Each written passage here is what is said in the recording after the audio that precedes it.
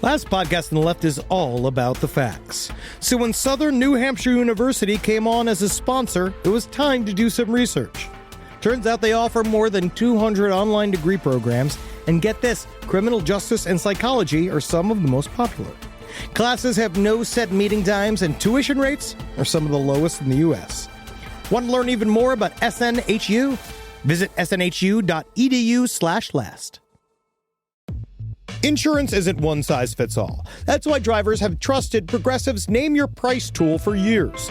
Just tell Progressive what you want to pay, and they'll show you coverage options that fit your budget. Visit Progressive.com to find a car insurance rate that works for you. Progressive Casualty Insurance Company and Affiliates. Price and coverage match limited by state law. New host, who dis? Ugh, I hate that. Hey, Gunts, it's the Greasy Threesome from Page 7 here to talk to y'all about our upcoming New York first ever live show. My name is Jackie Zabrowski. My name is Molly Neffel. And my name is Holden Gucci McNeely. You are far too old to say that, BTW. Y'all know we got a new boy up at our sleepover, and it's time to lock him in the bathroom and make him say Bloody Mary. We're not gonna traumatize him just because he's new. Joke's on you, I love being locked in the bathroom. You're a monster, but guys, the first ever brand spanking new Wizard and the Bruiser and Page 7 live show is coming up soon. We would love it if you would join us at the Bell House in New York on June 9th. We are going to put on a bit of a doozy show for y'all. We've been wanting to do this for a long time, and I'm super excited to meet all of you guys. So join us for our debut and be the first to peep on the live show experience. Mosey on over to New York. Come on, help us kick this pig. You can grab tickets in the show notes of today's episode. Come on, you know you want to come sing with us. I have never sung a day in my life. My life is mirthless. Let the great experiment begin! There's no place to escape to. This is the last podcast. On the left. That's when the cannibalism started. What was that? Okay, I want to address something up top here. Whoa. Okay. All right. Some criticisms I received. I want to talk about this. Are you going into... are we in criticism corner? Listen to me. I'm back against the wall. All right, I'm in a corner here, and that's where I'm the most dangerous. I know it. Right? But I had several messages saying that I neglected to make a single Jim Penis Town joke. Wow. Last week. Jim Peniston, one of the main witnesses of Rendlesham, who we talked about many times, they've said that I neglected my duty, that I fell asleep at the wheel. Wow. By never once calling him Jim Penis Town. Now, honestly, you don't think, yeah, honestly, now you know that me. I think about it, yeah. If you're a ride or die listener of the show of the last 8 to 9 years, you know for a fact, all I see is Penis Town. I know it. When I look at his name. All I do, I look at it, and it's just Penis Town. Right. Penis ton, he's got a ton of penis. I ton of guess. penis, ton of penis, Penis Town, ton of penis. That's all I see when I see his name. But this is a serious story. This is one of the more important UFO stories that existed. Right? And this is the permanent record now. Right? Because we enter into the public record as soon as we do these episodes. Absolutely. Well, thank you for keeping it classy and not mentioning his name sounds like Penis Town, although you did just mention it about 14 times. So that's fine. I mean, we're keeping it classy nonetheless. I am trying to glow up. I'm trying to show up, right? Every day. Be here 110%. Marcus, look at me. Am I filled with energy, ready to do the show? Yeah, he is. Look at him. He's glowing. He's glowing. Yeah, you see me? Looking at Kissel. He's pouring kombucha on top of the 18 beers he drank last night. Think that's going to help? I was doing better. I'm on my kombucha kick. It tastes like beer, but it doesn't have any of the hangover side effects. Very nice. Yeah. Oh, interesting. Well, that's my statement from the very top, from the heart of last podcast to you. Oh, I'm right. sorry, and I'll never neglect my duty again. Well, absolutely. Duty as in shit. Oh. As in my big fucking dookie dukes. Wow. I'm covered in dukes. I'm a big baby sitting in my dukes. Well, and indeed, the tale we're going to get to today is Spooky, Ookie, and Dookie. This is last podcast on the left. I am Ben with Marcus Parks. Hi. Hello, Marcus. And, of course, we have the newly reformed Henry Zabrowski, but not in the way of, it's like, maybe he's better. He's actually worse. I have not been rehabilitated by free speech jail. Good. I am moldering inside of free speech jail, and I'll tell you what, if I get out of here, I'll kill again. All right. I swear to God. Well, but honestly, speaking of Penis Town, we can't wait to come to Australia. Yes. Sydney, we're coming to you. You got bottomless tickets. I'm very, very excited. Should I not go to the koala sanctuary? Because I've heard that cradling them makes them aggressive, kind of like me. With any luck, they'll think you're one of them, and you'll be like the father of the entire tribe of koalas, and you'll be treated like a king. I mean, a king koala, which I don't know what that means. Maybe more banana. What do they eat? They What do eat they eat? eucalyptus leaves. Oh, that's actually not so bad. And Dave Willis told me that they smell like nug.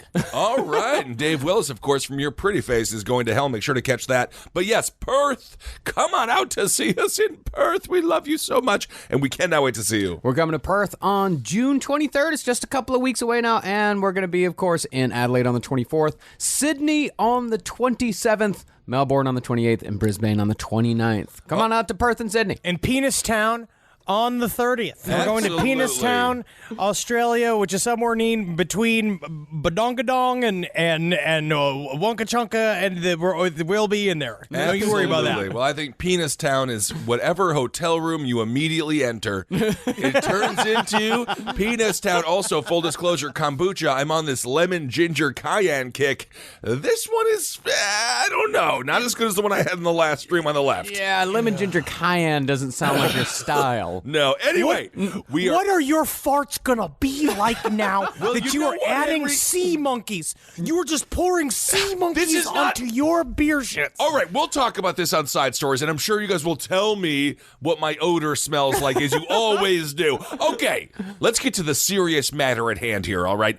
We are on to Rendlesham Part 2, and I, along with the audience, is absolutely fascinated to hear what's about to happen. So when we last left our friends at Rendlesham Forest on December 27th, 1980, Colonel Charles Halt had just made his recording after seeing multiple lights in the sky, John Burroughs had just had his second encounter, and Jim Penniston was losing his goddamn mind. He was, and he loses his mind in only the way he is a cross between Steve Brule and the father from King of the Hill. Oh, really? He is Hank Hill and Steve Brule if he's one, because he's strange. He's a toe-shaped man, and him talking. I've listened to hours of him speaking now. Of course. And he cannot talk, but the way that he talks about it, he's like, "Cause me, I'm one of those guys, right? I need to have a bottle of coffee and eat a thing, right? So all this time is and I'm wound up. I'm in sitting there in my cup, and I knew it's just about, well, if I'm going to be asleep, I'll best be having myself a little bit of a pot of coffee now. And I was like, I am going to fucking throw my laptop into the street. I love him. Now, Penniston's the one who did the more articulate drawing, is that right? Yes, and Penniston was the guy who actually touched the mysterious craft when it landed that first night in Rendlesham Forest. Okay. And of course, he was having a bit of a hard time dealing with the whole situation. In fact, according to Charles Halt, the colonel who made the recording, Penniston needed a full week to recover from the experience. That's a little bit of like getting out of work. Don't you? A full Are you week? calling him a malingerer? I don't know. A full week is a little bit like I had a cough for one day and let's stretch it out because, I mean, Oprah's on. What I will say is that what we're covering at the end of this episode is that Jim Penniston had a abnormal experience. When he touched these, like, you got to remember, he suffered from missing time. He was inside what he called and many other called a bubble of influence around this craft. He felt energy surging throughout his whole body, probably like the first time he got touched downstairs by old Judy back in the day. You know what I mean? When he was 7 years old, and Judy was 49. But he was forever changed. Well, in addition to just his mental struggles, which sounded a hell of a lot like PTSD, Penniston was also beginning to develop a nasty inner ear problem, which was eventually diagnosed as Meniere's disease, which causes tinnitus and dizziness, among other things. So that's when you just put a dollop of mayonnaise in your ear every night before you went to bed to stop the sounds of construction, and then it turns out you got a disease. Is that from personal experience? Where did That is an interesting idea, but Yeah. it seems like a very specific idea. No, I learned to love the sound of construction. When you want to sleep in New York, you just have to love the sound of hammering, and then you got to work it into your dreams. Now, the Air Force never offered any sort of help to Jim Penniston when it came to medical treatments. But as Nick Pope points out, that doesn't mean that the Air Force just left these men to their own devices. Soon after the events in question, the debriefing and eventual cover-up began. The original statements taken after the two incidents were from 5 men: Fred Masters, J.D. Chandler, Ed Cabansang, John Burroughs, and Jim Penniston. They scooped these guys up pretty fast because at first everyone was laughing, but these brass essentially showed up to be like, okay, what was the AFOSI? All of the Air Force internal police, they showed up. Now, these statements only concerned the first night, the landing night. But the strange thing about these statements is that they didn't deny that there were lights or strange goings-on, nor did they even deny that there was a mechanical object involved. Actually, these reports, as far as UFO sightings go, are not as skeptical as one might think. A few of them are actually filled with defenses of the character of John Burroughs and Jim Penniston, because neither men were prone to flights of fancy. Jim Penniston couldn't even play Monopoly because he's just like, you mean to tell me that there's a boot walking around buying real estate? Oh, my goodness. That ain't real. It never been real. So this is interesting. So they got to go through, like, these guys aren't crazy. These guys are totally rational. That's the majority of the report. Yeah. Interesting. But they took it very seriously because, again, what we covered in the last episode, this turned out to be actually a very important base. So these guys showed up, and when they said that a craft alighted in between these two heavily guarded, very, very secret, our fucking nuclear contingency. Oh, yeah, man. In Europe. When these showed up, so they came and they really dug in. I mean, I think the only way you can get in there is with a military pass or a Sam's Club membership card. Because what you don't understand is the Sam's Club membership card, it's more than just getting you into Sam's Club. They will beat you with batons if they find out that you entered into a Sam's Club without the membership. They will beat the hell out of you. It is harder to get in there than the Masons. I know for a fact that everyone who is checking receipts at Sam's Club now works for the TSA. They are intense. But these statements did definitely leave out many of the, as Henry would say, wooey-woo details, such as the missing time and the strange symbols. In fact, with a few of these guys, the Air Force just showed up with statements for them to sign. Airman First Class Ed Cabansang, who was Penniston's driver, actually said that he was told to sign his statement without question. And if he did sign the statement, his involvement would be over. But he also said that this was done under strong duress, and Cabansang signed his statement without even reading it. Wow, it's like the way that we pass laws in this country when corporations give them to legislators and they're like, you're just going to sign this law or your life is going to be over. Yep. But these guys were really looking to get out of this story because this is highly embarrassing. They are having to deal with this. They're getting laughed at all over the base. The cover-up has already been done for them. The U.S. military doesn't have to worry about it. They can just step back and just let the idea of UFOs and people just laughing at them allow it to create a cloud of secrecy over this entire thing. Right. So you think the military was the first one to call him Penis Town? Yes. Do you think that's fair to say? Yes, I'm certain. Okay. I'm certain. And the other strange thing about the statements is that no statements were taken from such key players from the first night, such as Bud Steffens, Crash McCabe, and John Coffey. John Coffey's just out there with his little mouse. And concerning the second night, no statements whatsoever were taken from those guys, especially not from Charles Halt or any of the other men present at the landing site when the strange lights appeared in the air. It was all concerning the first night. It seems that when it came to interrogations, the Air Force saved all their hard ramming for John Burroughs and Jim Penniston. Oh. Yeah, they did. Uh-oh. They saved every last inch of that ramming. Every last glob of ram. Yeah, I don't like the idea of a military ramming. That doesn't sound I don't know. very I've fun. seen some. Yeah. I've seen some in documentaries. Yeah, on that great documentary you watch called Boob Camp, where it's like boot camp, but everyone Love has that. big boobs and they're naked. Man, yeah. the basic on that is brutal and invasive. Yeah, you know that's not really how basic training works, right? I certainly hope not, because I have a lot of questions to ask my father about the Navy. Well, John Burroughs and Jim Penniston would be interviewed over a dozen times. 14 by Peniston's account. And each time they were interviewed, they were always told, this is the last time. Just tell us everything you know. This will be the last time. We'll never bother you again. But they kept coming back again and again and again. Okay. Colonel Halt actually made a startling claim about these interviews in a chapter of a book called UFOs. Generals, pilots, and government officials go on the record. The way to make UFOs sound boring. How did they make UFOs? And it's like every position that's in charge of you. But it also, all of these guys, though, have great cameos on what I still believe to be my favorite UFO documentary. Not just title, but in general. But the title is great. It's just called, I Know What I Saw!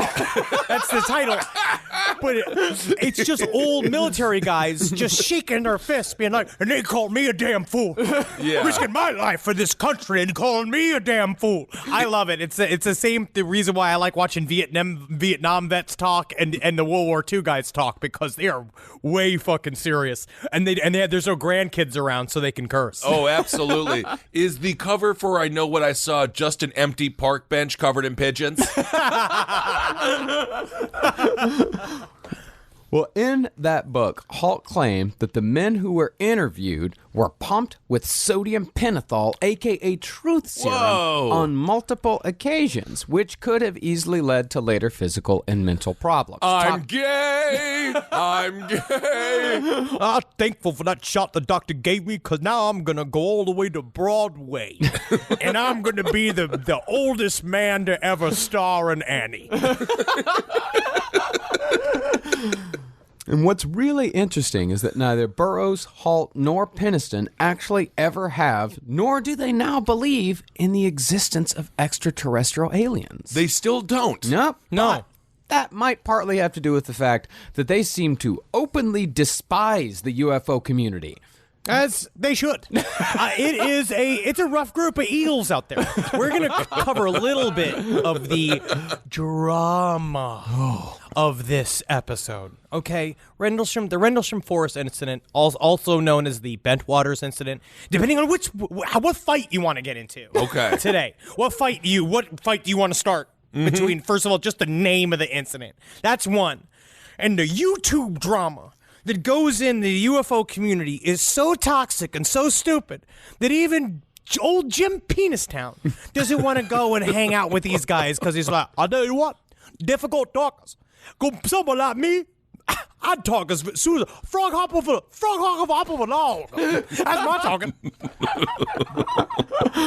Well, another interesting situation here is how both the United States Air Force and the British Ministry of Defense handled this entire affair. As far as the Americans were concerned, since all this happened outside the boundaries of the base, this was a British problem. Oh, yeah. Really? Oh, yeah. Yeah, in fact, Halt was a part of this attempted handoff. One of his superiors had him write a sanitized version of a report as far as what went on. Actually, Halt, he called that report a bit of a tickler. A tickler. Yeah. And I think they described the spacecraft as a bizarre crumpet. And then they're like, so how hot would the tea be if it was around your proximity? Well, he said the whole point of making it a tickler was to pique the interest of the Ministry of Defense so they would take over the investigation. God forbid it piques the interest of the Queen. The old tickler. I like a tickler, but I like it to be a boy on a chain. Oh, God. Now, the Halt memo, as it is now known, was the first formal notification to the UK Ministry of Defense that something had happened, and it was the first document to later be released to the public. And as far as memos go, it's fairly comprehensive while still retaining the privacy of the people involved, because Halt had promised his boys that he'd take care of them. Okay. I'll tell you this, man. In common parlance of the times, the Halt memo slaps. Yeah. It is hot fire. The Halt memo it really does, because it set the whole world aflame when it came out, because it's the first really public acknowledgement that these guys sat and they had several meetings trying to figure out the verbiage to say that mysterious lights showed up at a top secret base. This report was, and it was even like a toned down version of the events, because he had just called it, he didn't call it like UFO report or anything like that. He just titled it Unexplained Lights. Okay, that's still pretty cool.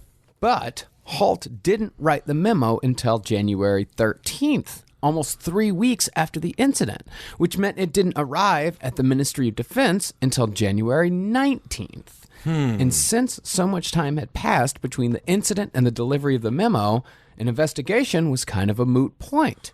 And the passage of time also allowed the UK to claim that it obviously wasn't that big of a deal if the memo could wait almost a month. Interesting. So they were able to pass it off as well. They wanted it to go away so bad. Charles Halt, in his most recent speech, he did say that that was the whole goal. The goal was that he knew, but because he is a capital G, capital C, good cop, right? Charles Halt was the kind of guy that was like, it must have an investigation, but at the same time, I can't deal with the fallout from this shit.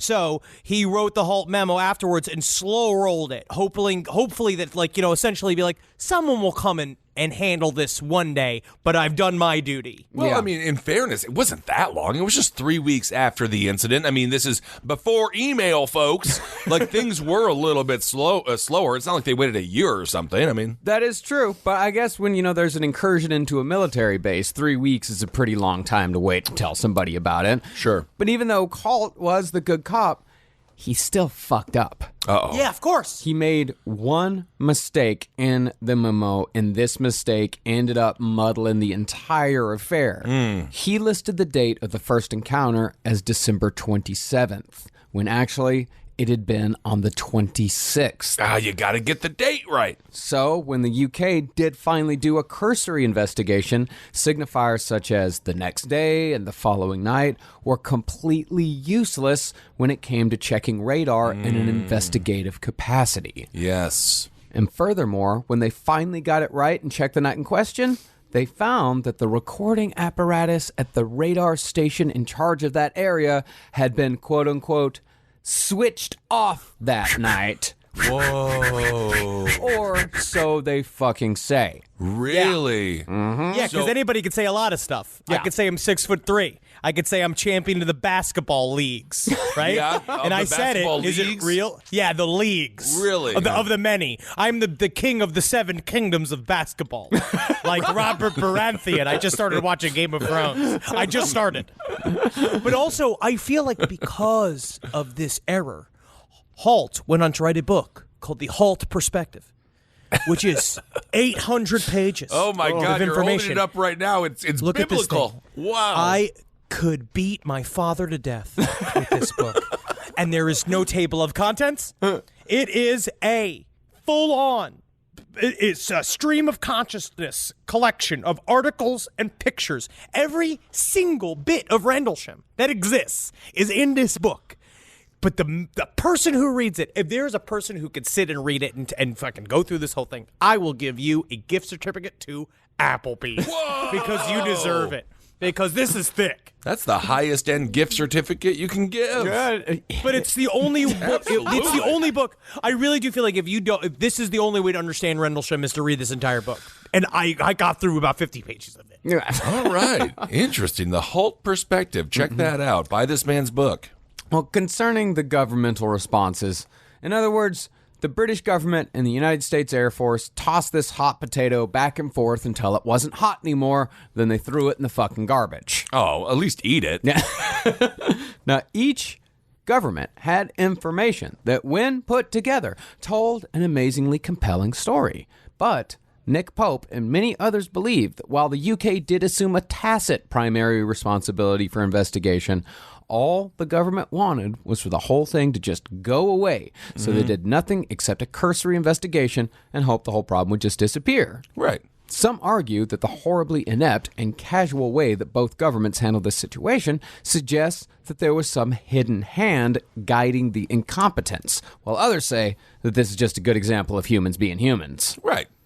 The way I've seen it presented again and again is it really just does feel like it, to acknowledge it fully, to try to fully go into it, would open cans of worms that nobody can figure. Nobody can get to the bottom of. They're scared of those damn worms. They're scared of them wiggling worms. Because if you get to the bottom of those worms, what if they're not even worms? What if those worms turn out to be future people? Whoa. That's a whole thing we'll get into, obviously, at the end of this episode. But it is highly difficult to imagine this thing just sidled in. Like me walking into a Starbucks bathroom and then pissed all over our nuclear weapons and then left. So, but this is really, I mean, this is just clerical work, right? So these are just civil servants kind of just doing an average civil servant's job? These are above civil servants. Okay. These are people, these are high-ranking government and military officials. So we expect a little bit more out of them. Yeah, you definitely expect a little bit more out of these guys. I mean, it's obvious that both governments thought that if they ignored the entire incident, it might just go away. But unfortunately for them, plenty of ufologists were eager to dig that cold potato truth out of the trash. That's all I eat is cold potatoes. I don't even want a hot potato. I'm going to put my lips on a hot potato. You know what a hot potato feels like in my mouth? A big old shit fresh out of my butt. I like a cold potato because then I know that it's a root that's got hard nutrients in it going inside my fucking egg-shaped Stanton Friedman's tribute body. If you're the military, I truly think you would prefer hearing the hard stomping of a group of an army of orcs coming to destroy you than the small pitter-patter of ufologists. Ufologists just like all this in our little aren't they? Nike Air Max shoes with little bubbles in them. That's the nutrient gas in my shoes, sweet. No, I don't think that's just air, I think. Rise from your grave. This podcast is brought to you by Squarespace. Squarespace is an all-in-one website platform that helps you stand out online. Yes, that's right. You don't have to smash your face with a hammer. You can just start a business. It's got everything you need on Squarespace, from securing your domain to building a professional site and showcasing your work all in one place. Let's say you want to show everybody how you can carve your ribs out of your lower abdomen so that you look more like a Ken doll. That's amazing. You can bring your vision to life with AI-powered design or curated templates, plus flexible editing tools that helps you create something that truly reflects your style, especially if you are somebody that is trying to corrupt the young men of America. That's what Squarespace is really going to help you. Squarespace makes it easy. It makes it easy for you to put all that together, and you just go to Squarespace and do it all. Thanks, Braden. Head to squarespace.com/left for a free trial. And when you're ready to launch, use offer code LEFT to save 10% off your first purchase of a website or domain. Is there anything better than a summer evening outdoors? Enjoy your space to the fullest with new greenery from Fast Growing Trees. I love a big, thick bush. Fast Growing Trees is America's largest, most trusted online nursery, and they can send me a big, thick bush any time of the day. It arrives at work. It arrives at my car. I can pinpoint on a Google map where it is. Send me a big, thick, brown bush. And they send it immediately when they have it, because sometimes the shaver comes to town. I remember one time I ordered a cherry wood tree from Fast Growing Trees, and my God, I couldn't cut it down no matter what my father told me to do. I had to lie to him about it, and next thing you know, I became the first president of the United States of America. And even you can become the first president of the United States of America with Fast Growing Trees. Right now, get up to half off select summer planning essentials, plus get an additional 20% off your first purchase with code LEFT at checkout. That's an additional 20% off at fastgrowingtrees.com with code LEFT at checkout. Offer is valid for a limited time only. Terms and conditions apply. All right, I know what you're thinking. I like to go banking, but I don't want to give to these big old banks all the time that cater to the 1%. Well, go ahead and get yourself hooked up with Chime. It's banking built for you, not just those rich jerks. And they got thousands of fee-free ATMs because why pay to get your own money? Chime is working for you, man. You get your Chime card, you're going to get travel perks, you're going to get into airport lounges, you're going to get those chicken thighs. You know, every time I go to an airport lounge, I get chicken thighs. And you know what I say whenever I see a plate of chicken thighs? Give me more. Chime's gonna get you those chicken thighs in these lounges, all right? Sure, they could serve other types of meat, but why would you when chicken thighs are so delicious? Chime is not just smarter banking, it's the most rewarding way to bank. Join the millions who are already banking fee-free today. Head to chime.com/left. That's chime.com/left. It only takes a few minutes to sign up. Chime is a fintech, not a bank. Banking services for Chime Card provided by Chime's bank partners. Optional products and services may have fees or charges. Stated cashback for Chime Prime only. No minimum balance required. For more information on travel perks, go to chime.com/disclosures. Live from your grave. Now, last week, we actually lowballed our number as to how many people saw the lights in the sky on the night that Charles Halt made the recording. It wasn't 60. It was actually over 80. And that's just the people on the military base. That doesn't even count all the people in Suffolk. Okay. And when those dudes on the military base started going off base just a few days after the incident to return to their local pubs in the British countryside, word of the incident at Bentwaters Woodbridge started getting around after the drinks loosened up the tongues a little bit. They turned to the Bonnie Raitt song, "Let's Give Them Something to Talk About." Everything is top secret until you have a couple of Guinness. Yep. Specifically, an airman named J.D. Ingalls told a version of the story to a local musician named Chris Pennington. And Pennington's girlfriend, Brenda Butler, was a bit of a local UFO nut. Ooh. Oh, yeah, dude. He turned that into one of those, like, prog soundscapes that Marcus loves, called, like, lights in the sky, lights in my eyes.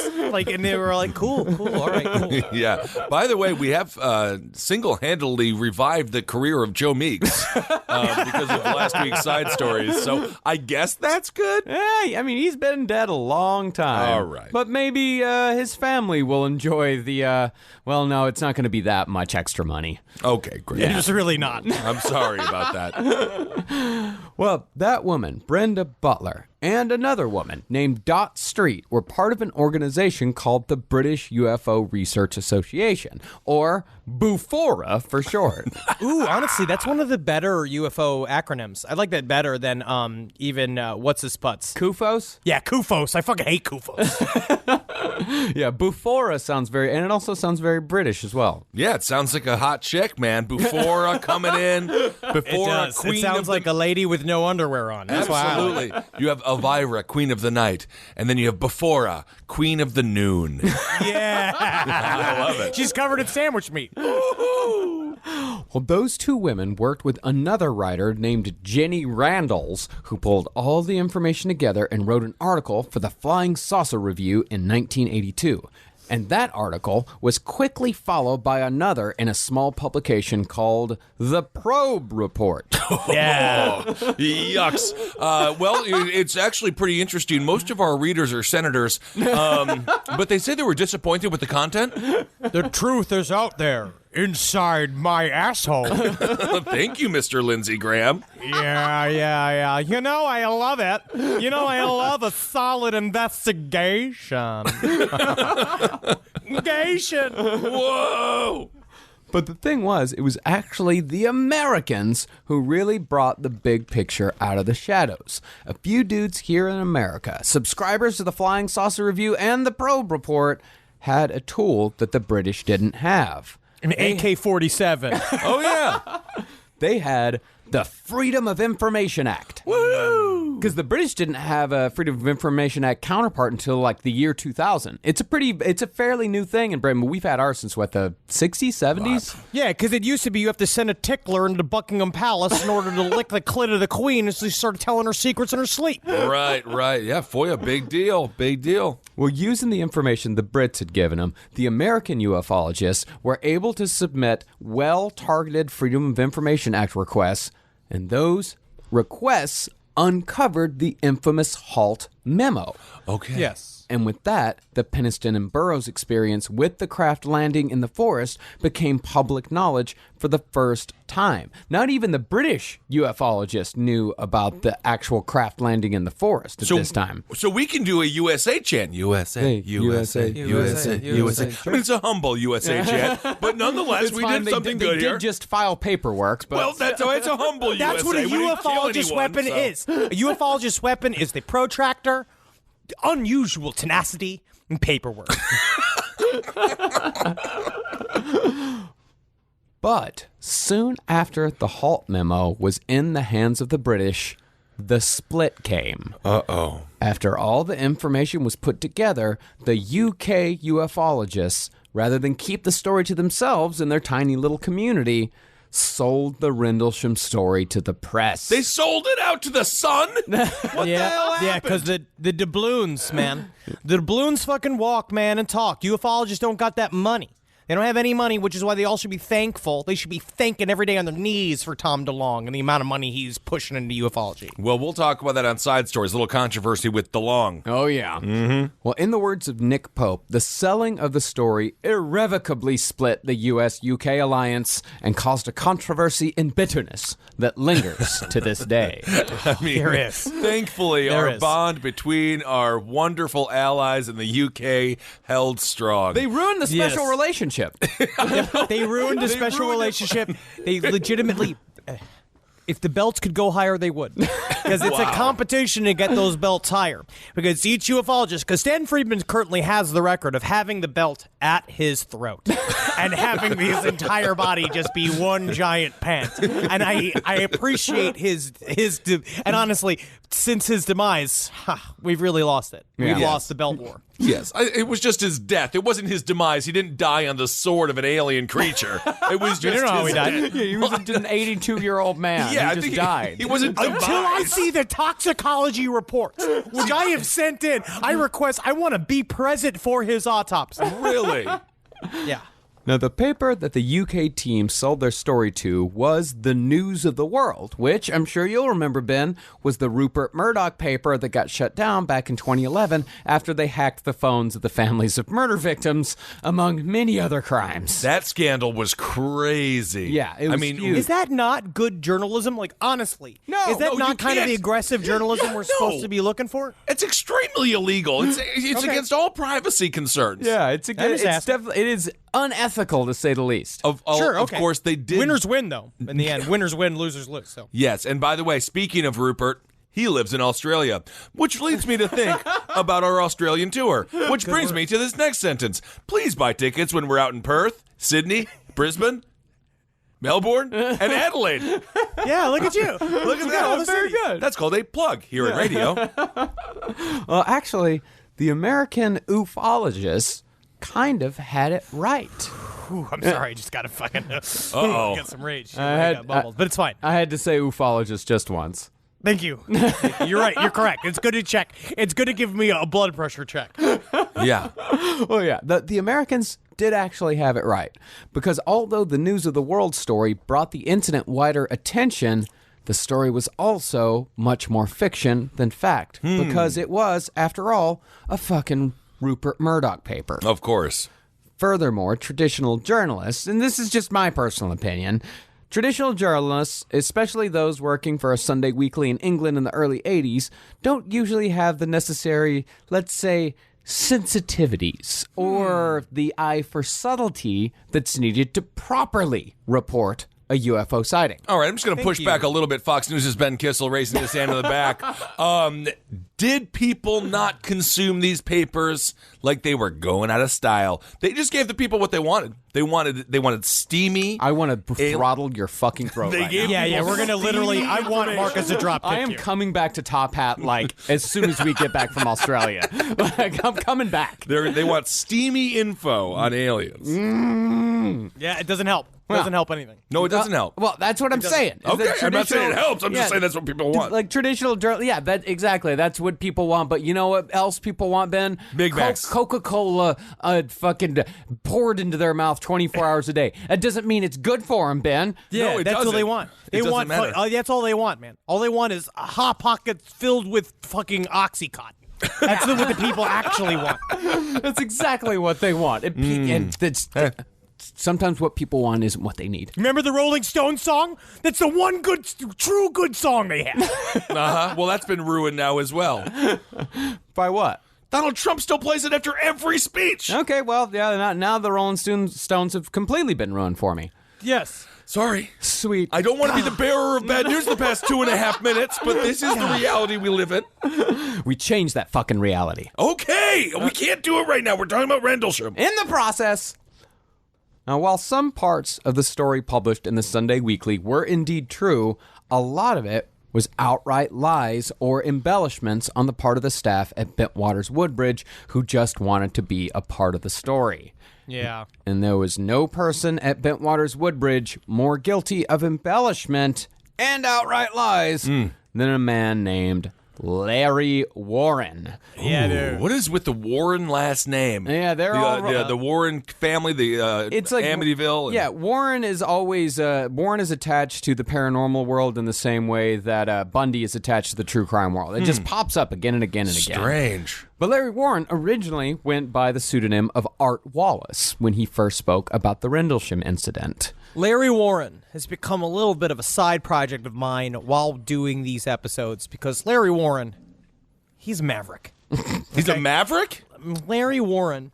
I think that's the one word I'd use to describe him. He's a maverick. Okay. He's a fucking rock star. Liar is also a pretty good word to use to describe. He's a rock star?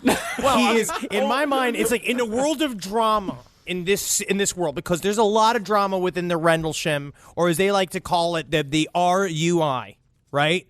Where it's like there's a lot of weird shit going in there, a lot of fighting. Because Charles Holt, to me, right, he's the Mariah Carey. Oh. He's the true diva who doesn't care what anybody says. And he doesn't listen. He doesn't even let them absorb. He doesn't even let them stop his stride. Right. You got Jim Peniston. For me, it's kind of like a Brandy, where he's kind of a down-home girl, still kind of capable of fucking throwing it out at any fucking time, right? But it sings good hits, fucking stable center of the story. Right. But Larry Warren, he's kind of a left eye. Yeah, I'd say he's like a Lisa Left Eye Lopez. He's a little unpredictable. He'll burn his ex-boyfriend's house down. Yeah. But he also can lay some licks. And he is highly unreliable. Wow. Well, it was just the sad anniversary of Left Eye's passing very recently. I believe it was last week. I saw an article. She was the best. TLC was great. Oh, good. So I'm on time. This is perfect for me. Yeah, Great. you really nailed it. We're timely. We're cool. We're hip. Now, although Holt and other officials maintained for a long time that Warren wasn't even stationed at Rendlesham, that's because they just didn't know him, because Warren had showed up just 2 weeks before the incident and remained, and I'm right on this, right? Like, he just kind of remained a low-level grunt his entire time there, right? He was there for 2 weeks when the Rendlesham incident happened. Now, to put it kindly, as Nick Pope does, Larry Warren is, in a word, controversial. I thought you called him a liar. You were already... Well, I'm putting it kindly right now. But you already called him a liar. I did call him a liar before, but now I'm calling him controversial. I don't know. I called him a maverick. Yes. Now, he's what's known in the UFO world as a standalone, meaning his version of events don't match anyone else's in any way whatsoever. Okay. In any way whatsoever. He made up quite a bit of stuff. All right. But Larry Warren left the Air Force in 1983, meaning he could talk about anything he quote-unquote saw that wasn't classified information. And all the other dudes involved were career men, so they weren't able to speak publicly until the early 90s. Yeah, these bunch of scabs. That's what he used to say. Larry Warren talks like that. He is a human cigarette from Queens. He is from my time. He sounds like a combination of my father and my mother. And his everything is being like, they allowed themselves to get rolled over by the man. Me, I left because I knew I had truth to tell. And me, I'm the only person who ever gave a sandwich to a black kid in a segregated restaurant. He's obsessed with this story, but that shows how honest he is. Wow. And he just, oh man, we'll get into it more and more as we go. All right.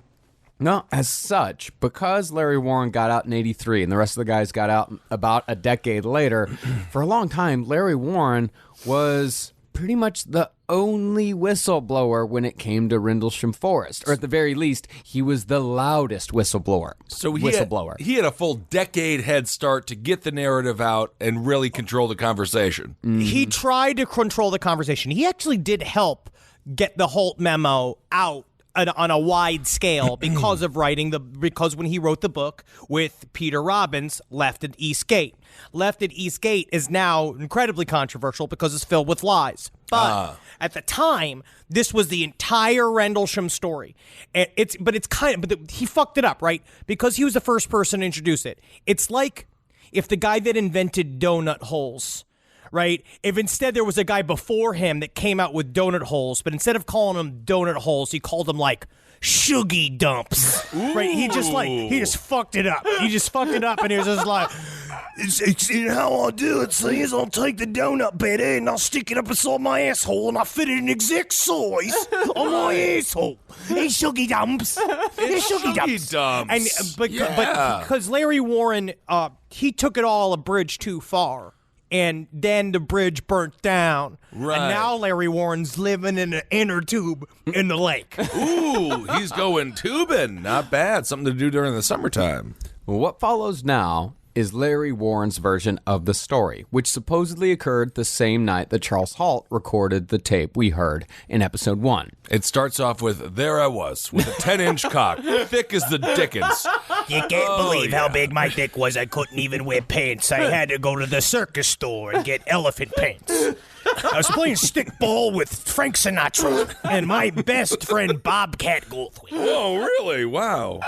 So Warren claims that he was one of the guys assigned to take the spotlights into the forest on Charles Halt's orders. And when they got through the forest and out into a field, however, Warren said that he and 40 other men, both American and British, were faced with a pulsating, glowing fog. Remember, so this is just to set the scene a little bit. Right. Holt and everybody else were at dinner for their Christmas celebration. It was like an award ceremony. They're at dinner. They got called. Guys came in and said, it's back. The UFO is back. And they all left. Larry Warren is saying he was out there with that original crew that saw these lights and then saw it with everybody else. But they say that they don't remember. And now he still may have been there because we don't remember a group of 40 people. Yeah, he could. He very much was there. Okay. He was there. Yeah. Okay. Sure. But he said as him and the other guys saw a pulsating, glowing fog, the tranquility was broken by a voice over the radio. And the voice said, quote, "Here it comes. Here it comes." Did he say, here it comes, like he was indeed speaking to the head of his penis? What happened? Here it comes, Jim Peanistown. All right. I'm gonna shoot these orbs all over your fucking back, you fucking you dirty Air Force bitch. All right. Well, it sounds like a deleted Nixon tape there. That's very good. So here it comes. Here it comes. Okay. No, I don't think, Henry, I don't think they said it like they were orgasming, but maybe. I don't know, actually. That's how I would have said it. I know how you would have said it. And in a second, a small red ball of light came flying at high speed from the coast and hovered in the field right above the glowing fog, then exploded with a flash of light so bright it hurt Warren's eyes. Oh. Or so he said. And when Warren looked again, he saw that the ball had been replaced with a craft 30 feet across and 20 feet high. Oh, that's much larger than the scale previously talked about. Much. And this is a different craft altogether than the craft that Jim Peanistown saw. This was a craft that he is adding to a story that is not real. Okay. Yeah. Warren said that the craft he supposedly saw was pearl white and pyramid shaped with a few blue lights on the underside. In addition to that, Warren said the thing was translucent and he could see indistinct floating figures inside. And at that point, Warren said halt, or another guy stepped forward and began speaking with the figures inside. Warren couldn't hear everything they were saying, but he said he definitely heard phrases like electronics division and apart from another world. Whoa. He did, really? It's the AV squad from space, and they're there to set up the monitors so that you guys can watch, like when we used to watch Willy Wonka when our sub was in and the teacher was out. Of course. So he heard two things that were very on the nose. But I will say, honestly, We talked about a little bit last time about how intelligence is like if we're poking through the universe, right? If intelligence poking through the universe into our brains and creating these visions, it's quite possible that he saw these things. And the problem is that everything else does not connect whatsoever, which we'll get into. Yeah, nobody else saw any of these things. But people did say that they saw something. Yes. So that's what makes this interesting. It's not as if they're like denying seeing anything. Yeah. No. Well, to Warren, the electronics division stuff suggested that the spacecraft was damaged and the aliens were looking for repairs as per the agreement between the aliens and the government signed so long ago. The Grenada Treaty, yeah. It was at this point that Warren and the other men were ordered to leave the area. Almost immediately after, though, Warren and the others went through a rough debrief. In which they were all scanned with a Geiger counter. That was the third scene in Boob Camp. Yeah. Wow, man. The rough debriefing. Yeah. Then Larry Warren, who at the time was a kid who had only been in the Air Force proper for a couple of weeks, Larry Warren claims that he was shown explicit videos of UFOs and was told that there was an alien presence on Earth that the government worked with. Basically, they did the thing that they do in movies, where they were like, we can tell there's something special about you, Private Larry Warren. So come with us into this back area, which is all in the book Left at Eastgate. Please read it, because it's a fun trip down a rabbit hole. But they sat him in a conference room with two other guys. Whoever wrote Men in Black, I think it was Barry Sonnenfeld, stole all of this from this fucking book. They sat in a office where they sat and watched a video where first he's like, it was a guy in a suit, civilian clothes, came in and he turned on a TV, the electronics division. Right. He pulled in a fucking PA system, like a TV on the stand like they used to have. You remember? Of course. And they rolled it in, and he showed a video that first was like, it was a picture of the Washington Monument. UFO comes in from the left side of the screen, hovers next to the Washington Monument. The guy in civilian clothes is like, huh? Like pointing to the TV. Right. Then picture Vietnam. It's like literally like, oh Lord, what's your world? Like it's a scene out of this. UFO rises out of a swamp in Vietnam and shoots off into space. Picture the pyramids. Fucking video comes to the side. And Larry Warren's hanging out this whole time being like, what am I supposed to learn from this? And I'm like, okay, this is what we're going to show you. You keep this all secret, all right? You're going to keep all what you just saw secret. And now, you either get fired from the government right now, or you pay a $300 fine. And he just was just like, I'll take the fine. I'll do the fine. And then you know what I mean? Then he just made the fine. Then he left being like, wow. And then he said that he drank a 6-pack of beer and went over to the girls' camp like it was a summer movie that they swam across a lake to the girls' camp where there were girls hanging out all night. And he said he got too drunk to fuck and slept in a car. Very interesting. I think you are forgetting the moment where he did say after the showing of the video, he says, you know the difference between me and you? I make this look good. Yeah, dude. He did say that. And when Larry asked what would happen if the witnesses were to tell anybody else about this new information they'd inexplicably been given, this burden of the ultimate truth that you gave to 4 privates for no reason. they were supposedly and infamously told, quote, bullets are cheap. What does that mean exactly? Are we talking about the price of bullets? Have they gone up, or have they gone?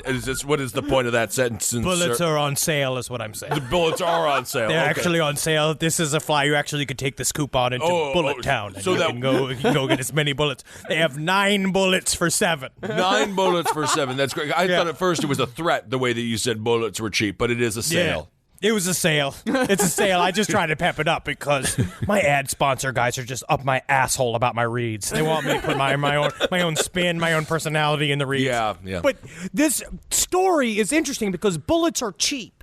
It becomes the mantra behind this whole thing goes, and it's all from Larry Warren's side of the story. This idea that the U.S. government was really going to try to kill these people, where actually I thought it's more of the Peanistown and Burroughs story. Just of call it being, him Peniston. Stop calling him Peanistown. I wish I could. Now it's stuck in there. Now it's honestly, he has a fan mandate to call him Peanistown. Fan mandate. One guy fucking sent him a DM on Twitter. I don't know. It's true. Peniston. But no, so Peniston, I'll go back to being mature. Okay. Peniston and Burroughs, they were soft debriefed. Oh.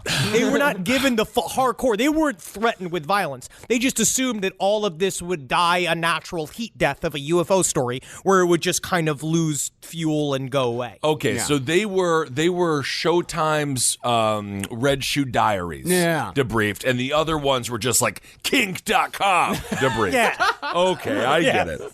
Now, despite this threat about bullets being cheap, Warren was pretty damn loose-lipped with the story. But according to him, there were some consequences to all this. Years later, he said that he was kidnapped by the Men in Black and taken all the way back to England to an underground facility beneath the Air Force base where the sighting happened, where he was, quote-unquote, interrogated.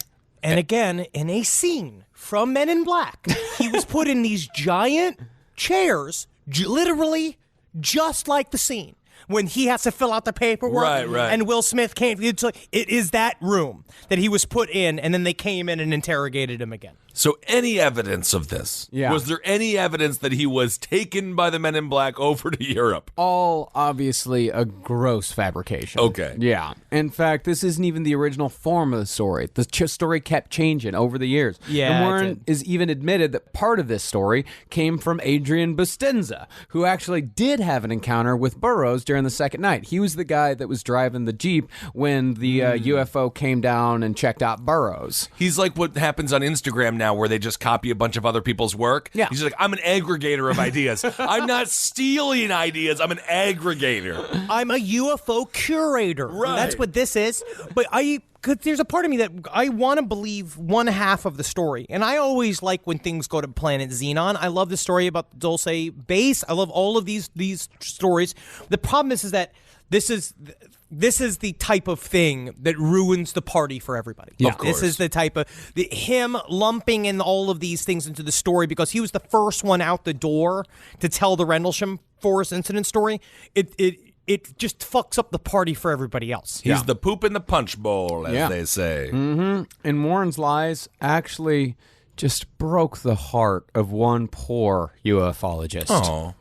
Peter Robbins, who is the co-author of Left at Eastgate. His name is really Peter Robbins? His name is really Peter Robbins. He had to write what must have been a humiliating mea culpa, apologizing for believing and working with Warren for so many years. These guys had like a 28-year relationship. Yeah, and it just happened. The Left at Eastgate actually was just finally taken out of print because, and the main thing that drove the split of their relationship was that Larry Warren photoshopped himself in pictures with John Lennon because John Lennon was his favorite, and Stevie Ray Vaughan. And they have a series of pictures of them together where then he went on to sell fake versions of memorabilia from John Lennon and Stevie Ray Vaughan, like Stevie Ray Vaughan's like shoes. Yeah. And then he said that he got a pair of glasses from May Pang, the girlfriend in between when John Lennon broke up with Yoko for a hot second and he was with May Pang. May Pang had a pair of his glasses apparently and like let him wear it, and then May Pang was just like, he didn't get any fucking glasses for me. And Larry Warren was trying to sell him at Sotheby's for $20,000. Yeah, and he actually did get part of his Stevie Ray Vaughan memorabilia through Christie's. Like he was able to sell it at Christie's, but Christie's, after a very short investigation, had to refund the, I think, $7,000 that some dude paid for what was supposed to be Stevie Ray Vaughan's guitar and I think a hat. Because, you know, Stevie Ray Vaughan always wore those fun hats. Of course. Yeah, were the fun hats because he was the type of bald I'll get when I start wearing my fun hats. He also sold a mason jar of Jaleel White's breath.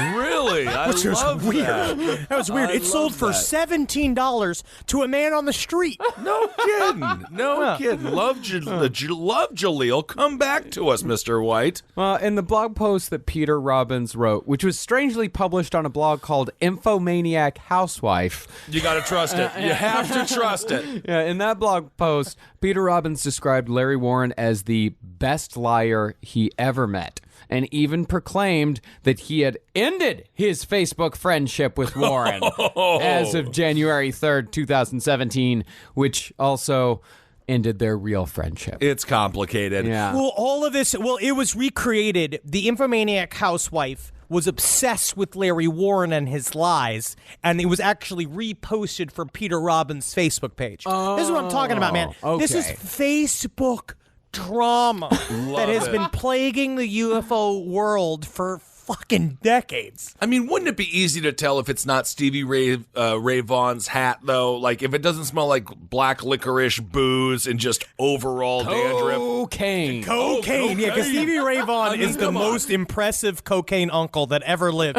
And Larry Warren is right with him. Like, Larry Warren, the two of them together, like, if you saw the Photoshop picture of them together, it does look like your Uncle Larry's awful 42nd birthday party that you were forced to go to, where they were just in and out of the bathroom, just fucking covered in sweat, talking about how they were going to open up a bowling-themed bar together.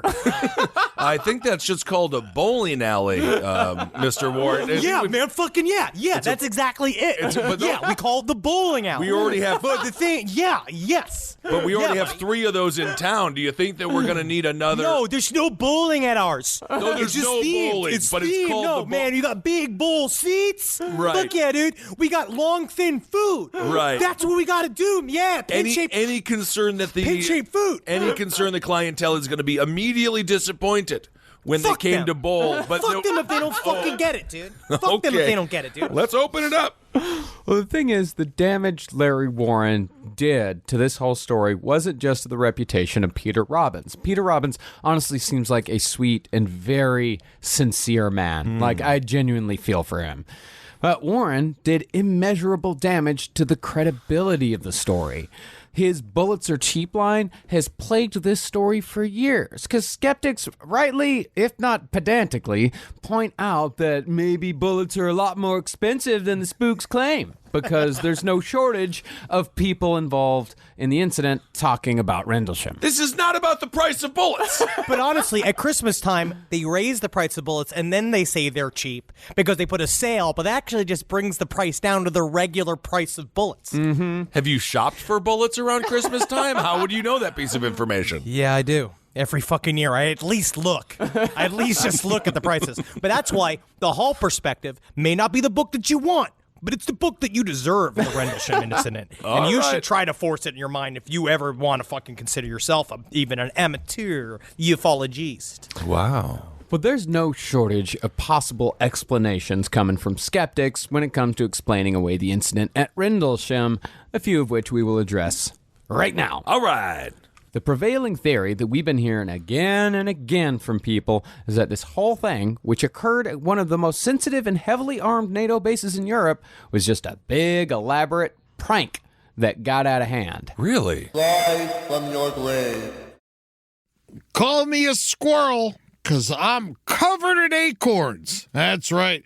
So many people are focused on where their money is today. And Acorns is the financial wellness app that cares about where your money is going tomorrow. Let Acorns work for you. You put acorns in the ground and you're gonna get trees tomorrow. That's right, investments. And with the Acorns potential screen, you could find out what your money is capable of. I always do that. I'm like, I want to invest in something that I like. Let's say cheeseburgers. Okay? That's kind of hard to do. Acorns will help you find a cheeseburger that is right for you. So sign up now, and Acorns will boost your new account with a $5 bonus investment. Wow! Join the over 14 million all-time customers who have already saved and invested over $27 billion with Acorns. Head to acorns.com/left or download the Acorns app to get started. Paid non-client endorsement. Compensation provides incentive to positively promote Acorns. Tier 2 compensation provided. Potential subject to various factors such as customers' accounts, age, and investment settings. Does not include Acorns fees. Results do not predict or represent the performance of any Acorns portfolio. Investment results will vary. Investing involves risk. Acorns Advisors, LLC, an SEC registered investment advisor. View important disclosures at acorns.com/left. You know, I rip around in the bed. You might actually not be surprised by this, but I'm a restless sleeper. I roll back and forth like an alligator with a wounded deer. But something's changed in my house, and it's thanks to Boll and Branch. You know, people keep their bedding way longer than they should. It's because people are afraid of change. Not me. I burn my sheets once a week. But I don't need to, because Boll & Branch's signature organic cotton sheets, pillows, blankets, and comforters are all designed to be breathable, incredibly soft. They get better over time. Start with the signature sheets. You're going to buy 2 sets so you can rotate them. Come on, you're going to want to. The moment you get into bed, you'll notice a difference. I know I did. I just got fresh from the bath. I was fully lotioned. And sliding into those sheets kind of felt like, to be honest, I felt like the luckiest pasta filling in the whole world. All right, they're really good. You will like them. You will feel like a brand new laid chicken, which is we're all going for. Just trying to be a hot chick again. Sleep cooler this summer with Boll & Branch during their annual summer event. For a limited time, get 20% off site-wide at bollandbranch.com/left with code LEFT. That's Boll & Branch, BOLLAND branch.com/left. Code LEFT to take 20% off. bollandbranch.com/left, code LEFT. Exclusions apply. Summer schedules can get busy fast with camps, vacations, sports, family time. And, you know, every single time Carmi eats a block of dark chocolate, we got to take her to the emergency room. You know how much time that takes. All right, IXL makes it easy to keep learning part of the routine in just a few minutes a day. IXL is an award-winning online learning platform that helps kids truly understand what they're learning, whether they're building math confidence, strengthening reading and writing skills, or reviewing science concepts. From pre-K through 12th grade, IXL offers personalized, interactive learning that adapts to each child's level and pace, which is great because Carmi has been really slow in biology, and Wendy has really been struggling with American history, mostly just because she doesn't agree with the way it's being taught. So it's really important. You make an impact on your child's learning. Wendy, as soon as she gets her chicken, she is ready for all of her lessons. And Carmi just really has to eat 5 or 6 bites of liver, beef liver, chicken liver, and then she can really get down to, I'm hoping this is the year she reads To Kill a Mockingbird. So really, IXL, thank you. Make an impact on your child's learning. Get IXL now. And Last Podcast on the Left listeners can get an exclusive 20% off at IXL membership when they sign up today at IXL.com/left. Visit IXL.com/left to get the most effective learning program out there at the best price. Live from your grave. The story we keep hearing comes from 2003, published in that stalwart of journalistic integrity, the Daily Mail. I was going to jokingly say the Daily Mail. They reported that Kevin Condy, a former United States Air Force policeman, was responsible for the whole thing. Because Condy told the Daily Mail that he caused the whole incident by driving down the taxiway in his car with a spotlight covered in red and green lenses, then just drove around in circles in a foggy field with a loudspeaker going, and then just turned off the lights and drove away, and that was Rendlesham. Okay. He said he'd pretty much forgotten about this prank until he saw the Rendlesham story on a site for ex-military personnel, and he put 2 and 2 together. And he's like, oh shit, I didn't know that my prank caused such a huge stink. And we're not saying that Condy didn't actually do this dumb as fuck prank. I don't even fully get the prank. I don't honestly fully understand the prank. He just drove around? The prank was that some guy was always seeing lights or something like that, and so he decided I'm gonna make a UFO. So he put a bunch of lights on his car and a loudspeaker playing wooey woo noises and drove around in a circle. And he's just eating cheese sandwiches, tooting up his car, just be like, I'm an unidentified farting object. Oh, they won't even get the joke because I'm alone in this car. But it's highly unlikely that 80 Air Force personnel would have confused Condy's fucking Pinto driving around in circles with a UFO in the sky. Because there are people even joke on the military and their ability to be observant. I mean, honestly, even that's a lot to stomach. Right. Yeah. And what he's saying sounds a lot more like Larry Warren's version of events anyway, because he said he was driving around in a fog and Larry Warren was saying there's a whole bunch of fog and blah, blah, blah. Okay. And furthermore, all the dudes who were involved in this incident, like Halt and Peniston and Burroughs, they all knew Kevin Condy. And while they would not put it past him to do something like this, Condy wasn't on duty on either of the nights in question. And if he did do this prank, he did it a few nights later. So he might have done this and just no one really paid attention. It's a lot of work for a very little payoff.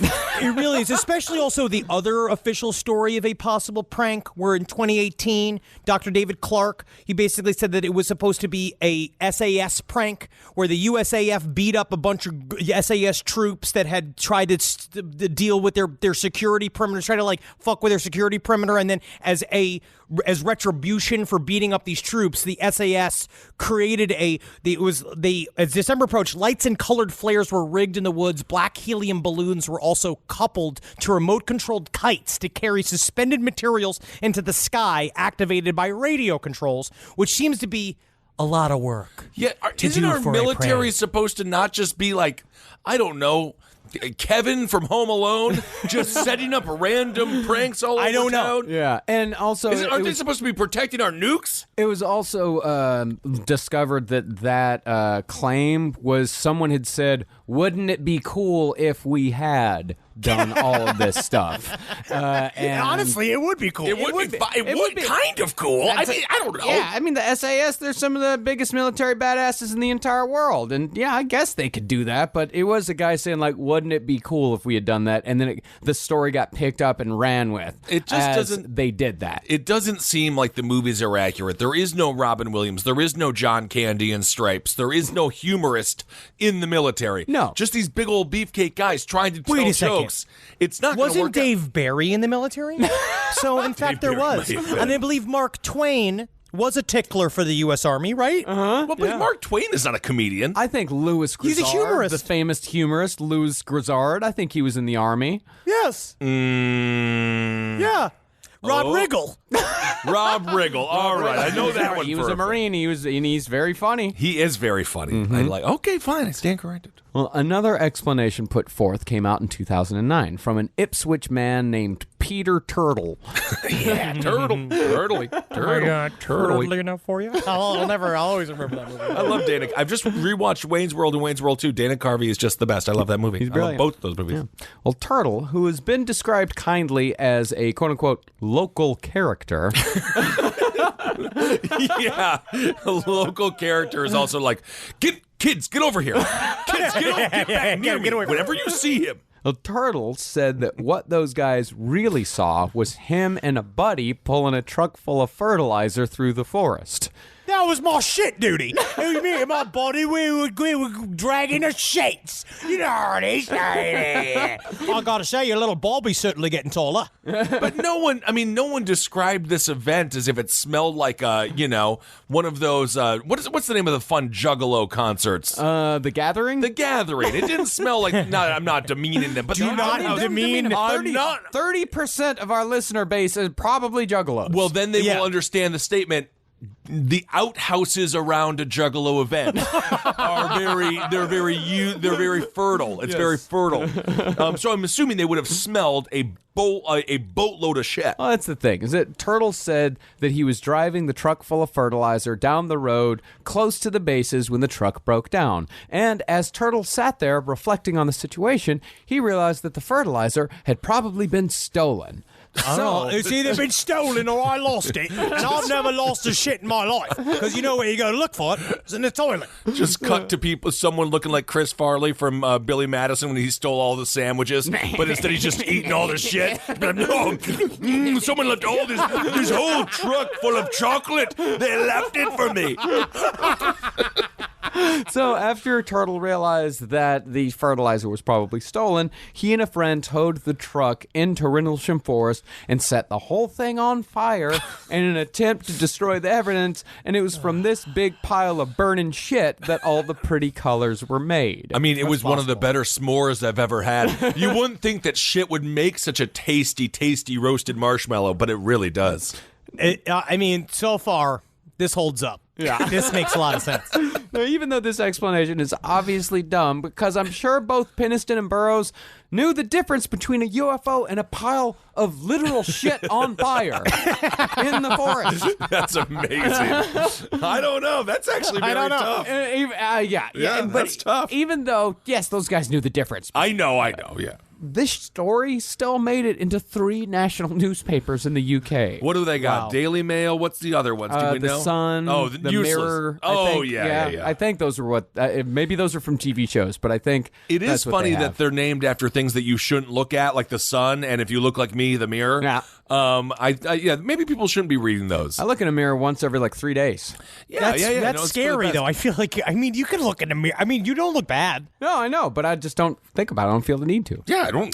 I would go through life without a mirror. I'm fine. Yeah, I rarely go outside. Yeah. Well, this is a lot. There's a lot being revealed. So, discounting any human activity on the ground, we must now turn to what was seen in the skies.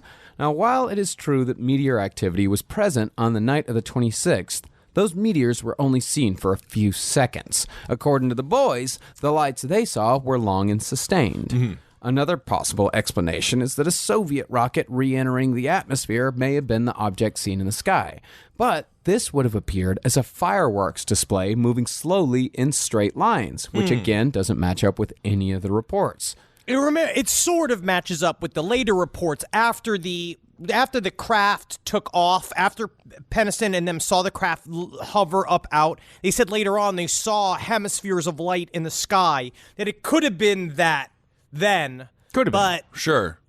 But I mean, anyway, this event also occurred hours before the sighting. Okay.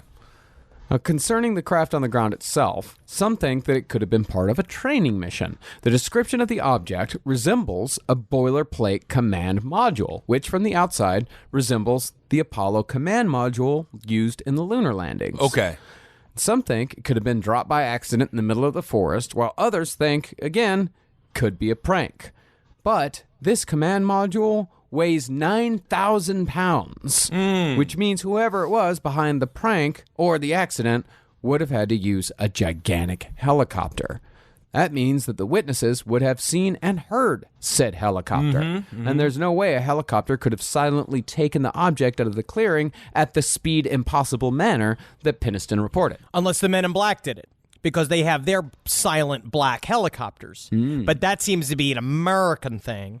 And I think that maybe the Men in Black were busy training Will Smith. I know it. To be the cockiest, newest member at the time. So they couldn't have been in 2 places. No, absolutely not. Is it possible that they went for like beefcake pallbearers that were just like real strong? They could scuttle really, really fast and carry something That's possible. 9,000 pounds? Okay. Yeah, it's possible to have a bunch of nude strong men out in the deep forests of Rendlesham just at your beck and call. Right. Yeah. Yes, exactly. Like you're the real, what's his name? The Skull Man?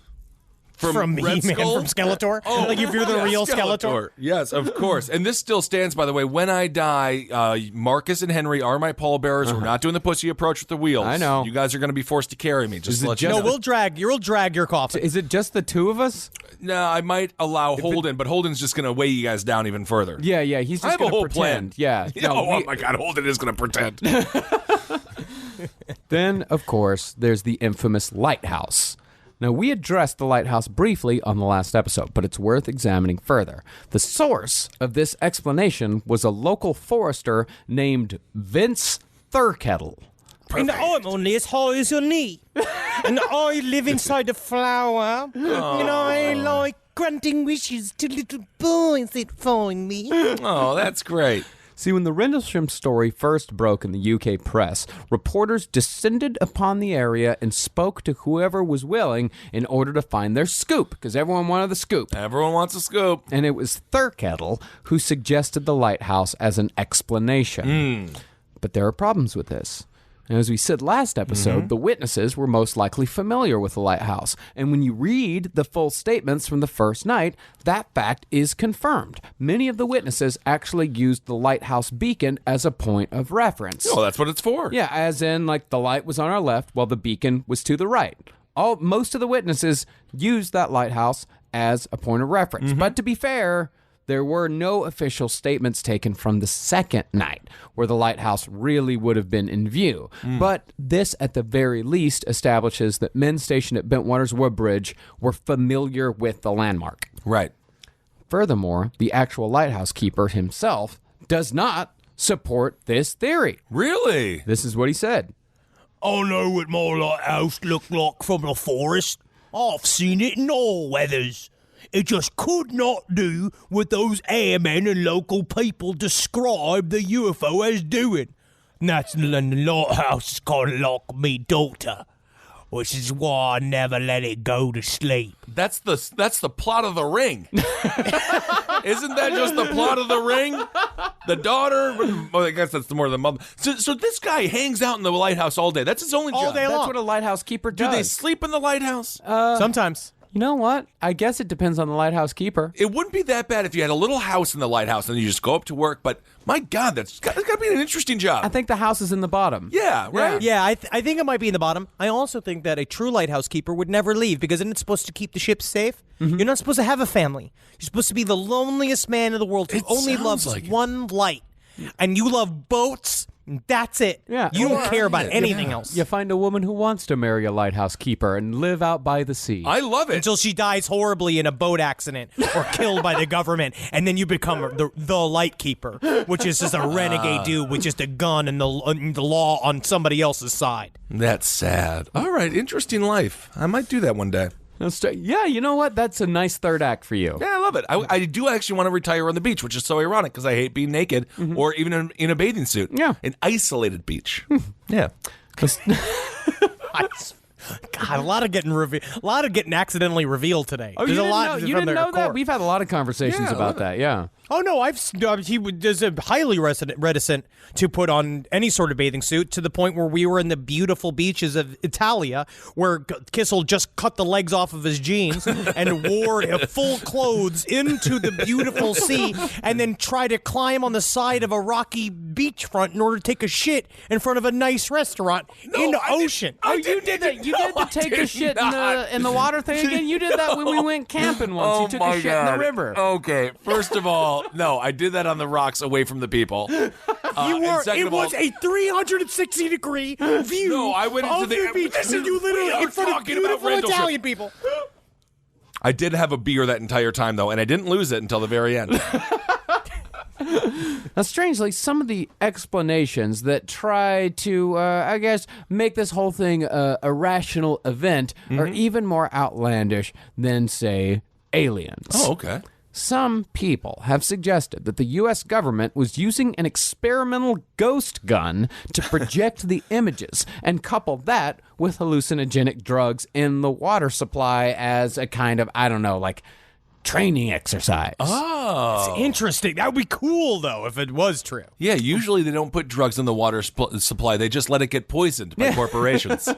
Now, this one might be the dumbest one of all. Now, while we do know that the government has definitely experimented with hallucinogens in the past, it's impossible to think they would introduce such a thing into a base armed with nuclear weapons. That's a good point. Yeah, maybe tripping them out on acid isn't a good idea. I don't know, but I feel like maybe isn't that the ultimate test that they could still keep doing their jobs, and our government was just Mysterio? Our government literally was just a Spider-Man villain? I guess. And while the government was also known to have drugged soldiers without letting them know what they were doing, Edgewood, they did that for, months at a time? God, yeah.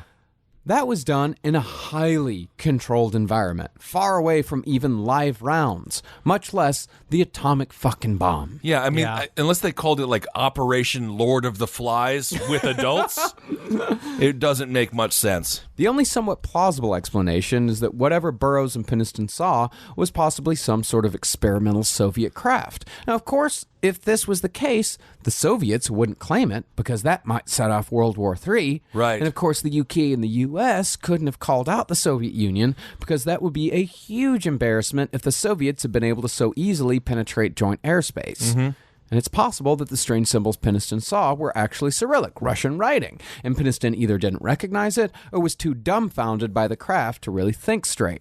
This is by far the most straightforward. If there was going to be a thing that wasn't what they saw or some other entity, it does make a lot of sense. Yeah, but even that explanation is a pretty far cry from reality. Now, it's true that the Soviets did accomplish many technological feats in the 50s and 60s. They had the first satellite, and they were able to put the first living thing in orbit, even though they killed that poor dog. It was a dog. Yeah, like That dog was barking out state secrets. That's why it got killed. So.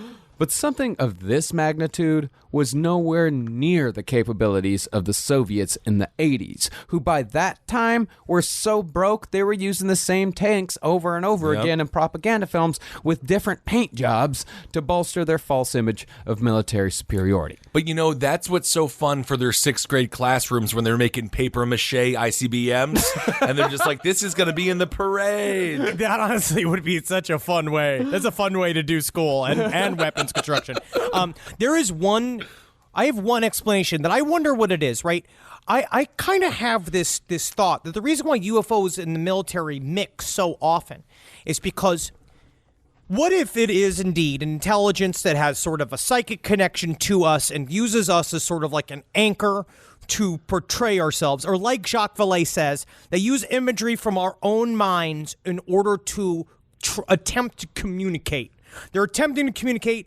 Some say they are trying to, quote unquote, teach us, but maybe it's more they are just trying to say, can we bridge this gap? Is there a way for us to speak to each other? What if there is an intelligence that reaches through our bullshit, and the reason why Foo Fighters and all these things exist to the military, and the reason why Jim Peniston saw a craft-shaped thing, and we see these so often, is because it's literally almost not a trickster. They are imitating us. They look at us and they see these things and they're like, they fly these things around. This is their military. What if we ape these things? What if we mimic them to try to show, see, we understand you got planes like this that have stuff on the side. You have this, you do this, you fly in formation, you do these things. We're doing it too to show you that we're alike. I'm reading this book called, I believe it's called Semiology by Sue Burke. It talks about this plant, a psychic plant trying to communicate with people by trying to bridge a gap by showing communication. Yeah, I actually had a guy in the bar the other night try to drunkenly explain that book to me as well. It sounded nice. Yeah. Did it sound like this? What's the name of the me book, screaming Henry? at you? Semiology by Sue Burke. And is the little tagline like how to get your wife to divorce you in 30 days? No. You just have. Oh no, it's called Semiosis. Semiosis by Sue Burke. All right, cool. But no, it is very. There's a part of it that's very interesting. But this is. Then I wonder, because this is why this next little bit might be indicative of that theory. All right, let's get to that. It very well could be. Okay. Because the explanation that it could have been a Soviet craft does not address the binary code. Of course it doesn't. Of course it doesn't, Watson. This is the part of this story that was hidden until 2010, hidden by Jim Peniston, that believes he did communicate with this craft. Awesome. Yeah. Okay, cool. Yeah, he had been keeping a gigantic part of the story to himself for decades. Why? Because he had no idea what he was sitting on. According to Peniston, a couple of days after the incident, he found his thoughts were crowded by a series of numbers, ones and zeros, repeating over and over again. And I didn't know binary code from nothing. I didn't know it from nothing. You ought to describe me what binary code is. You tell me if you know what it is immediately. I've never done it. I'm not a child of the 80s. I'm not a child of the 80s. Mr. That's all Peniston. how he speaks. He does not speak like a drunk Cajun. I'll tell you something else. Can't wait to get out to New Orleans. Actually, his accent's making me desire to go to New Orleans. Oh, yeah. Well, since Peniston was not able to get those ones and zeros out of his head, he wasn't able to make it stop, he wrote the numbers down. And then after he wrote the numbers down, filling 12 pages worth. Just with the numbers. With just zeros and ones. 12 pages of zeros and ones. Jeez. It stopped. And he kind of forgot about it. Because there was so much going on at the time that the zeros and ones, he's like, well, that was just a small part of it. I have no fucking clue what that means, so I'm not going to talk about it. So he just thought it was garbage. He thought it was like mental, just kind of side effects or whatever it was that he saw. So apparently, when he touched the symbols on the side of the craft, he said it felt like, again, it was like rough cut inside of smooth glass. These like little rough cut areas, like laser cut. But when he touched the main symbol on top, which was the triangle with two circles on either one of the points, he felt this thing zap into his brain. These the ones and ones zeros. But he just thought it was just kind of like some kind of side effect of what he was dealing with. And he kept this little notebook that had the drawings of the symbols, that had the original descriptions of the craft, and he would bring them to conferences every once in a while because he didn't like showing it to people because it was like his secret shit. It was his proof that I saw the thing. Until finally someone was like going through the notebook and we're like, what is this shit? He's like, this is like a weird message that the craft kind of sent me. I don't know what it is. And this person, a millennial, was like, this is binary code. Now, of course, all of this is completely and totally dependent on whether or not you believe Peniston and whether or not you believe the people involved. Of course. But we had our employee, Michelle, check the code because she just took a class in binary code. She got a B. She is doing, actually, that was the only, she got all A's. We have a lot of really smart employees. She got A's? She got A's an A in everything except for the B. She got a B plus in that. A B plus is still pretty good. That's better than me. I got an incomplete. I didn't go to school well. I couldn't pass Math 090, which technically wasn't even worth a college credit. Mm-hmm. It took 3 tutors to get me through college algebra. You know who the best tutor was? Who? My drug dealer. No kidding. Yeah, that makes a lot of sense. Really? Was it because they were giving you a bunch of Adderall? No, I bought Adderall from a different person. Okay. Yeah. This is my weed dealer. Oh, okay. Oh, yeah. Very smart dude. That's great. But the thing is, our employee, Michelle, says that the code is legit. Okay. So, when the 12 pages of code were translated to text, it was discovered that whatever was in the craft had downloaded words and coordinates directly into Peniston's brain. The message begins with the phrase, quote, exploration of humanity. It then lists the coordinates of a place called High Brazil. Now, we're not talking about Brazil, the country here. What this was pointing to directly was actually a mythical island off the western coast of Ireland, which appeared on maps as far back as 1325 and as late as 1595, although that doesn't really prove anything other than that the cartographers decided it should be there. Okay. And supposedly, this place was a kind of Irish Atlantis. Oh, yikes. We covered it in piss. That's why it disappeared. It just ended in 40 feet of piss. Can't wait to see y'all in Dublin, by the way. Wait. Really excited. Well, this Irish Atlantis is said to be constantly hidden in mist, with the exception of a single day every 7 years. And it's visible on that day, but still, it cannot be reached. It's Brigadoon. Yeah. It's also, isn't it Black Panther? What's the name of the place? Well, no. Wakanda is totally different. Wakanda is hidden by technological means. Oh, okay. Yeah. But a sea captain named John Nisbet claimed to have reached High Brazil in 1674. And he said that he and his crew were met by a wizard who lived alone in a large stone castle surrounded by black rabbits. Big black rabbits. Whoa! That's awesome. That's such a fucking cool fucking visual, dude. What a prog rock album that is. Him coming out of that castle riding a big fucking weird fierce rabbit. Ooh. That's cool. Well, the message downloaded into Peniston's brain continued after the coordinates to High Brazil.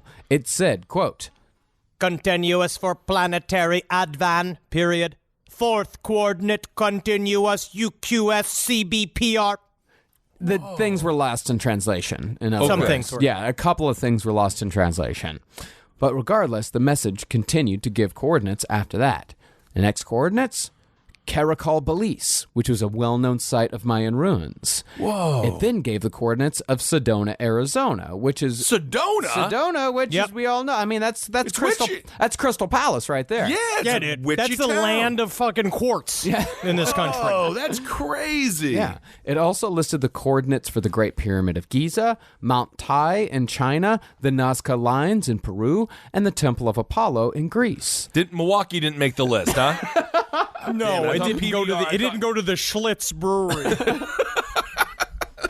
In other words, this message is a veritable buffet of ancient alien sites. That's so cool. It then closes with these 3 lines. Eyes of your eyes, origin High Brazil, origin year 8100. And then it just stops. Whoa. So I am ignorant on this. So this is how they translated the binary code. They translated the binary code, the 01001010101. They were able to translate that binary code into text. How? Michelle tried explaining it to me, and I did not understand. It seems really hard. Okay. Interesting. And, this is all dependent on your belief of Jim Penniston. Now, but did Penniston, he wasn't there for computer sciences, right? No. So this was just him being like, I have no idea what the hell I'm writing down. It's like when you start out being a comedian and you start to write jokes out, and then you look at him the next day and you're like, yeah, wheels are round. What was the joke? yeah. Like, why did I write this? What the fuck is wrong with me? Now you write this in a blackout? No, he is. This is one of those parts of the story that you either believe it or not. I think it's highly interesting. I think the fact that the binary code, I think that it'd be different if he wrote down a bunch of numbers and then it meant nothing, and then they, of course, if they did, and then you just be like, all right, you tried, good work. You know what I mean? Like you tried to put this together, whatever. But they carbon dated the actual notebook. And they said it was genuine. He did write it at the time. Really? And so he did show that. He didn't know what binary code was, and I believe him that he has no clue what he wrote. Who the hell knows what and the binary fact that it code even is? worked out to this is pretty interesting. That is awesome. So this is by far the most tangible evidence we have. Oh, yeah. Oh, I guess so. I mean, a I don't doubt. know. I mean, it is not really tangible. Yeah. It technically is still not tangible because it just comes from the mind of Jim Penniston. And it sort of vaguely refers to these UFOs as actual nuts and bolts time-traveling human beings from the age 8100. That is very cool, though. I'm just saying it's tangible from the sense we have a carbon date on the paper, so we know that he wrote it down then. And yeah, I mean, employee Michelle still thinks that they got this from the 2007 Transformers movie. She's a skeptic. Okay. Sure. Very much so, as I'm sure a lot of our listeners are out there. But this binary code stuff, it's still one of the coolest UFO stories around. All right. I mean, honestly, it is absolutely. And I think it's highly, highly compelling. Even if we put this together, that's a lot of work. Yeah. For a man to then have to get a binary code book out and figure out how to first of all, coordinate all of these things, figure out how to put all the ancient alien stuff together, create a whole backstory. He should just write sci-fi. Yeah. If he made this up. All right. So, in conclusion, while we don't necessarily believe that it was definitely aliens who visited Rendlesham Forest back in Christmas of 1980, we do believe that something beyond our current understanding did occur. But what with all the UFO disclosure that's been happening recently with the Navy, it could very well be that we're closer to an answer for what's happening with UFOs in the military now than we've ever been. And if it all turns out to be burning piles of cow shit, then so be it. So be it. This binary code spells out, smells like dookie, smells like cows well fed, smells like burning shit. I actually received a letter from a listener that has a quote in it that I actually would like to, I think applies to this, and I think it's very interesting. At Topher M. Ford is the Twitter handle of the man who sent this to me. The quote is, "Cosmic lore is absolutely ruthless and highly indifferent. It teaches its lessons, whether you like them or not." Whoa. All right, Rendlesham. Very good. That was awesome. I think this is probably I love all of these alien stories. I love the couple in Florida, the guy in the white tighty whities freaking out, doing his ninja moves. But this is, because it's all military and because we got this binary code thing, this seems like the best piece of evidence so far that we've covered anyway. And I'll tell you what, these guys, up to a certain point, again, ufology ruins lives. You don't make money in ufology. These guys really didn't make money in ufology. But you see, Halt and Penniston specifically, it changed their entire lives. The touches with the unknown does a thing to the human psyche. And we always, how many times do we say this? Do you have to be crazy to see UFOs, or do UFOs make you crazy? I don't know. I don't know what the chicken and the egg is. How many times do we say that, Henry? We talk about it a lot every single time. Like, are you a crazy person because you're seeing UFOs, or do they only communicate with crazy people? Right. Or do you see it and then you can never go back? Right. Like once you go UFO, you never do it no more with anything else, right? And so you want something like the Halt perspective, because no one's buying the Halt perspective. No one wants this in their home. I had to take this out of my home to put it in the office. I was asked gently by Natalie, being like, "It's just taking up like a lot of room on the coffee table. If you could like move it to the office." And I was like, "You're correct." That's an office book. Put that on the back of the toilet. Let everyone thumb through it with their hopefully clean hands, and they can learn a little bit while they do their business. Awesome. Well, speaking of once-in-a-lifetime experiences and things that will change you forever, our live show is so much fun. Oh, yeah. And we are super excited to see everyone in Australia. Again, Perth, come on out, guys. That's going to be the first stop on the tour. And I think we'll be there a couple of days early, right? Because we got to fly in a little bit early. Yeah. So we're going to hang out in Perth. I cannot wait. And, and Sydney, who knows? Adelaide. Who knows when the fuck we're going to come back to Australia? I'm treating this as a once-in-a-lifetime, just because, honestly, you just never know. So we just cannot We don't know. wait. I'm so excited. Honestly, tips to do things in Sydney, please send our way. Yeah. Please. What's fun to do in Sydney? Please send us. I want to go see koalas. I know. So we're going to go see some koalas at some point. You are going to come out. You're going to come back without a nose. Well, I've heard that Dave Willis told me. I think we talked about this. Dave Willis said that they smell like big old nugs. Did I say that on the show? Yeah, you did. I don't know. Right. It seems like you're very excited about it. I want to give them little kisses. But is there anyone out there that knows koalas smell like marijuana? Does anyone else think that? Send us an email at sidestorieslpotl@gmail.com. And also, don't forget, Henry and I will see you this weekend at the Bell House. We're going to be hanging out for Jackie Zabrowski and Holden McNeely's combined show of Page 7 and Wizard and the Bruiser. Jake will be there. It's going to be so much fun. Henry and I are going to be there just hanging out, watching our buddies do a hell of a show. And so we can't see it. Well, they will. They will. And they're almost sold out over there, by the way. So if you haven't gotten your tickets yet, get your tickets because it's going to sell out. I think they have like another 10 tickets or something like that. It's very, very close to selling out. I got to go to Texas this weekend, so I unfortunately won't make it. But yeah, best of luck to everybody. I hope it's going to be a fucking great show, and I know it's going to be a fucking great show. It's going to be awesome. Yeah. And I've been checking out some of the things that they've got planned for it. Our employee Mary showed it to me, and it looks like it's going to be a really, really fun show. So please go out to that. Very exciting. And keep on supporting all the shows here on LPN Top Hat, which Marcus may or may not be back on. I don't know. I think I need to be. Honestly, the show is going great, but you can always come back on of whatever you want to do whenever. Our book is nearly completed. It's so close to being done. That will, yes, obviously free up Mr. Pox for a little while until we put him back to work to write another tome. No more books. It's not happening. No more books. Page 7, Whiz Brew, Movie Sides with the Meds. All the shows here. Keep on checking out the shows. Just thumb around and you'll find something you like, I'm sure of it.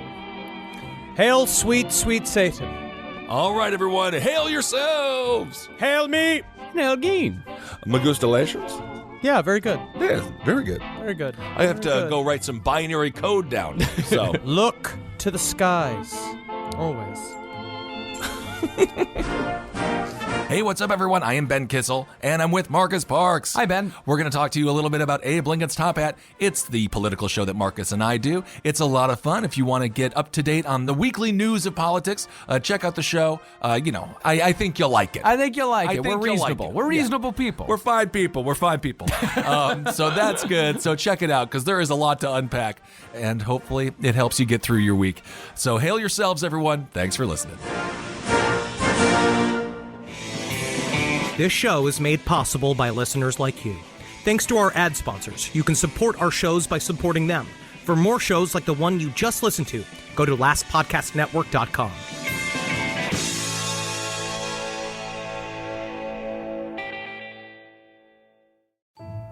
Hey, weirdos. I'm Elena. And I'm Ash, and we are the hosts of Morbid Podcast. Each week, we dive into the dark and fascinating world of true crime, spooky history, and the unexplained. From infamous killers and unsolved mysteries to haunted places and strange legends, we cover it all with research, empathy, humor, and a few creative expletives. It's smart, it's spooky, and it's just the right amount of weird.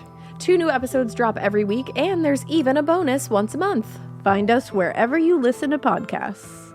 Yay! Woo! Ay, ay, ay, ay.